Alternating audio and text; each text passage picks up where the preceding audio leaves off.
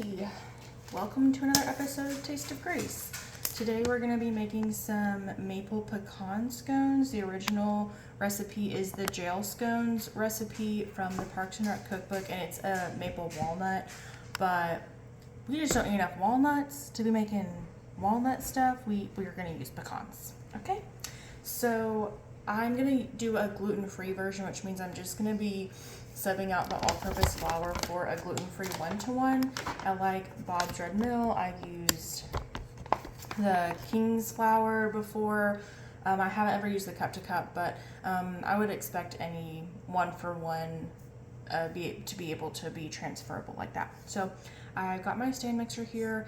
I have a baking sheet over here with parchment paper. I'm about to start preheating the oven. And then let me grab my butter.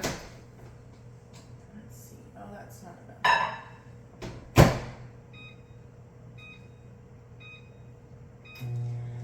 The butter in this recipe is actually melted, so in addition to just like pulling it out like you normally would, you're also going to have to melt that either in the microwave or in a saucepan if you don't do microwaves. It's also going to have 1 large egg, and so make sure to pull that out, you know, I would say at least half an hour before you start baking, because it will be cold if it's been in your fridge. If you're using a farm fresh egg, that's fine. Obviously it's already out, but I've got mine sitting on the counter over there. And then I'm also about to grab out the milk. We're also using brown sugar, maple syrup. This is just like the Walmart brand. I must have lost my Costco maple syrup in the move. Vanilla extract, cinnamon, salt, baking powder. And then if you want to do the glaze that goes on this, which you really don't need it, I don't think, but you can, then you're also gonna need some confectioner sugar to make that glaze. Let's check the butter. Oh yeah. We went from a stick sitting on this bowl to molten lava, liquid butter.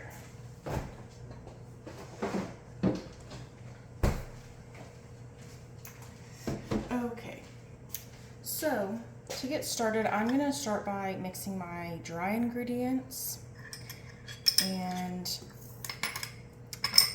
I have decided that I want to use the measuring spoon I can use most commonly, so instead of doing a whole cup, I'm using a half a cup, but it's going to take 2 cups of this flour, and I'm not sure, I might have just barely 2 cups of this. So there's half.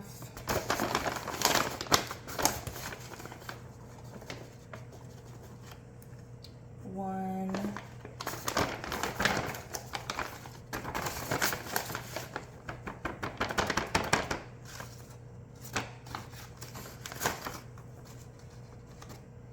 One and a half. I think we're gonna finish this bag off. I did get more just in case. I plan some things sometimes. And there's our 2 cups, and I've got like maybe a third a cup left. Okay, and then let's do our brown sugar.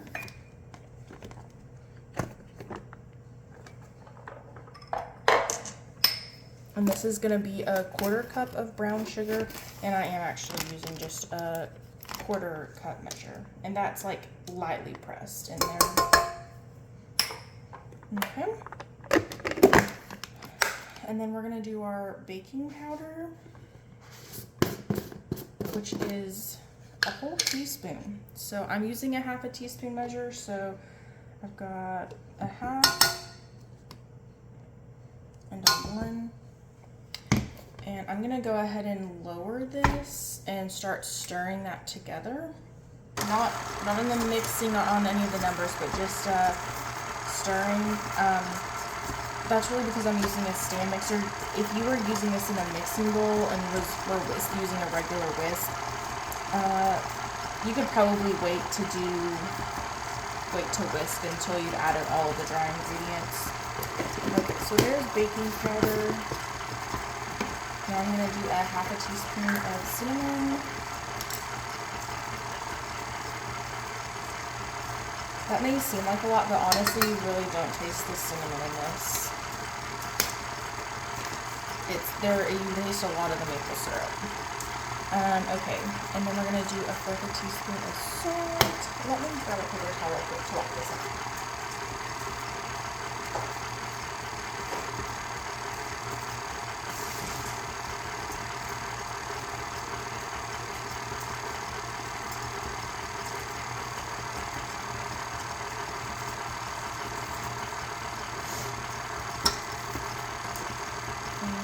We actually need 1/4 teaspoon of salt. Oh my gosh, it's messed up. And since I have a half, I'm just eyeballing a 1/2 teaspoon. Sorry, 1/4 teaspoon in the 1/2 teaspoon measure. It's basically like a pinch of salt is what you're doing, okay? Let's make sure.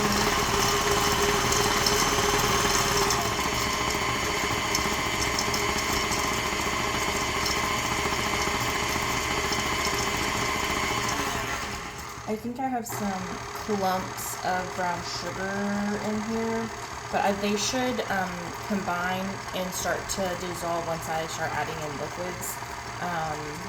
If you were using a regular flour with gluten in it, I would make sure, like, you can over mix that and make your scones chewy. If you're using a true gluten, it's kind of hard to get gluten things chewy, even with the xanthan gum in there. So I'm not worried about over mixing it, but if you're using a regular all-purpose flour, make sure and get the clumps out of your brown sugar first.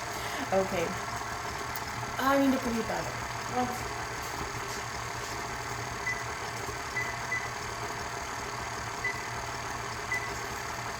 Okay, so my oven is preheated to 400, and now I'm going to start adding in our wet ingredients. So first I'm going to add in the butter. Oh my gosh. Not me spilling half of it. Maybe it's not half. I'll have to see how much I spilled.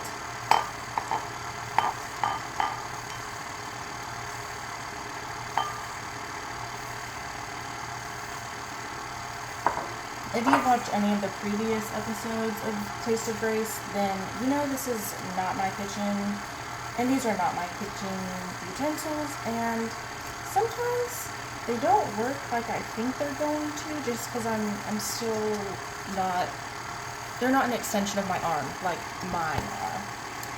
Okay, what are we doing? Butter, room temp egg. This is still a little cold. Since it's got to go, since I've already mixed up in here, I don't want to crack the egg straight in there, so I've done it in a bowl. Make sure there's no eggshells. If you're using farm fresh, you want to make sure there's not a little chicky in there. And that's going to go in.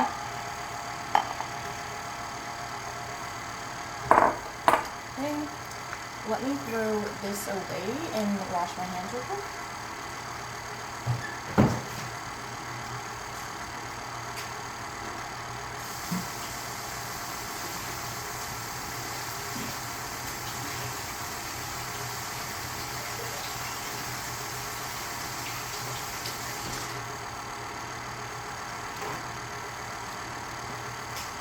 I'm not sure how much of the kitchen you got in your frame, but I'm still stepping over dogs.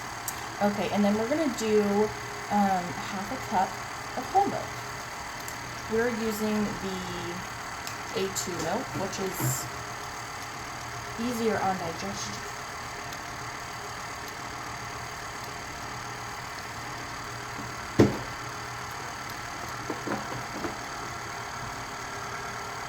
And it should be going from like little pea-sized clumps to like kind of a dough right now. And then we're going to move on to the syrup, which is going to be the 1/4 cup.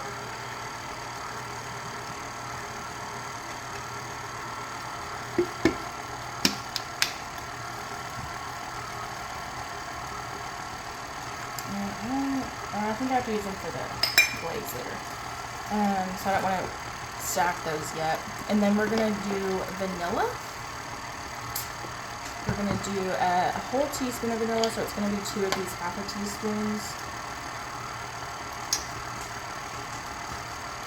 And maybe a little bit more because I'm not good at pouring things. Okay, I'm going to stop this It has clumped in the center of my, actually this is my mother-in-law's stand mixer. So we're gonna smash this out and then like actually start, you know, I was on the stir setting, and so this is gonna go into like an actual mixing mode. I'm probably gonna start it at like a 2. When you're adding dry ingredients, if you've never tried to make anything before, just make sure you start slow, because otherwise it will literally throw those dry ingredients into the air. And I'm gonna take this opportunity to also scrape the bottom of this mixing bowl, make sure it's not leaving anything down there. Hers is super good at incorporating everything. I think I need to adjust my stand mixer because mine was not as good at doing that. Okay, so I've got that at a 4 right now. I'm gonna let that go for a minute. And then I'm gonna start working on these pecans.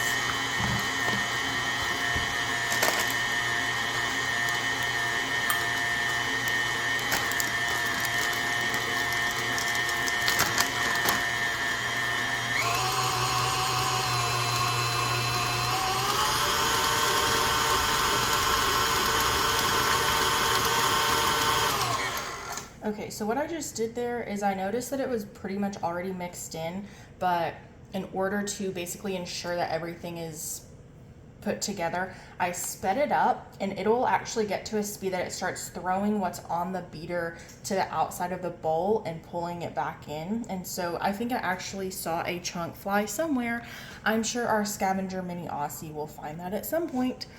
And so now I've stopped it, and I've got to put in, let's see where my pecans at, 2/3 cup. So I'm really just gonna do like a handful of these, and they're supposed to be chopped. I have pecan halves.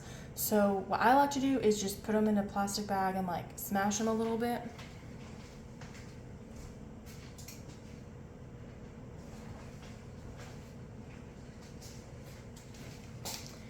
However, the first time that we ever made this recipe, my friend hand broke pecans into pieces. And probably, you know, get a bag before you try to take a handful of pecans, because that was kind of awkward.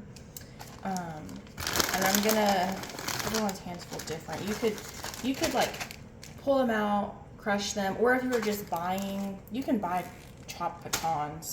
This is just what I have. And let's see, I'm gonna use my maple syrup to give me a little bit of weight. So you can measure with a measuring cup.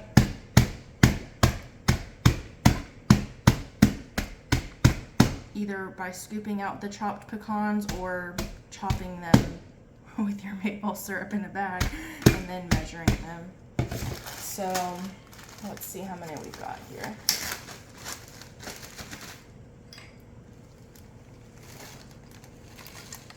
Oh my gosh, you're going everywhere.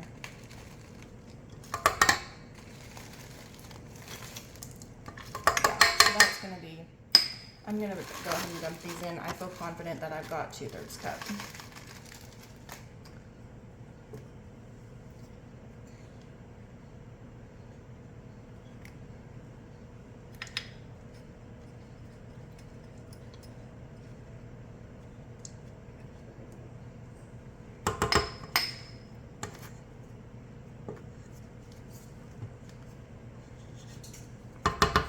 And then you can put that back on the stir setting to start getting them incorporated, but always double check your work with the spatula and make sure that it mixed what you thought it mixed.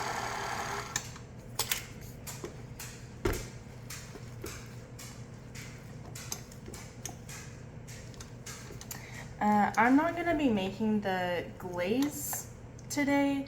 If I had my stand mixer with like that second smaller bowl and whisk, I would probably do that because it'll be quick and easy. Well, I might make it, but I will have to clean all of this first before making the glaze. because this has raw egg. It's not, and the glaze is gonna just go on top. It won't be baked on there. It's basically like a cinnamon roll glaze. It's just confectioner sugar, milk, vanilla. Am I missing something? And then it also has like a little bit of syrup in there to tie in the maple flavor. So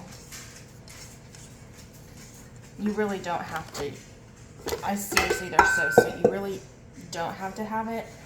And you could also bake your scones, try them, and if you decided that you thought they were sweet enough, didn't want to glaze, you don't have to put the glaze on there, or make double the glaze and smother your scones in it.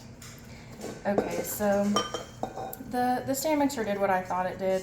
I've got pecans pretty much mixed throughout, and this is a really dense dough. Similar to a cookie dough, but it's like maybe a little bit more moist, I would say. Okay, well, anyway, so that's our final product, and I'll take a photo of the finished scones once they're finished, but I hope you enjoyed this episode and that it's helpful to you. Thanks, bye.